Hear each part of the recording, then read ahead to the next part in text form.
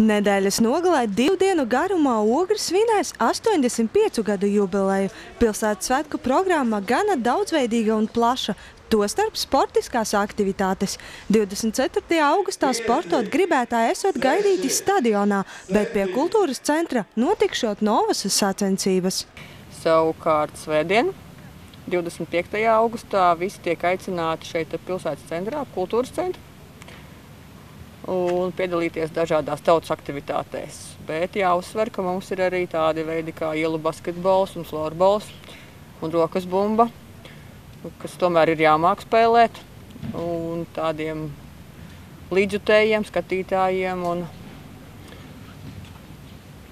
Ogres viesiem un iedzīvotājiem tiek piedāvāti jauni sporta veidi, kā piemēram balonu sports. Tur komandā aicinām 2 cilvēkus piedalīties. Tātad varēs uzstādīt jaunus rekordus, ieiet Ogres vēsturē. Labus rezultātus sporta dzīves piekritēji svētdien visas dienas garumā varēšot uzrādīt arī fotoorientēšanās, ģimenes skrējiena vai ielu vingrošanas disciplīnā. Tostarp tos, kas labāk vēro no malas, paralēli priecēšot dažādi šovi dienas gaitā pie kultūras centra. Kā norāda Dzirkstīte Žindiga, sportiskajās aktivitātēs aicinātas piedalīties ģimenes. Bieži šeit pat uz Brīvības ielas var novērot, kad vecāki bērnam saka aizskrien tur, aizbrauc tur.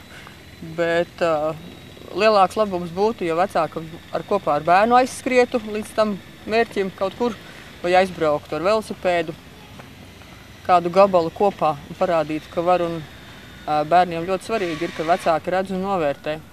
Tāpat es domāju, ka arī vecākiem ir svarīgi, ka bērni redz, kad vecāki dara, sporto. Tas jau ir labākais piemērs.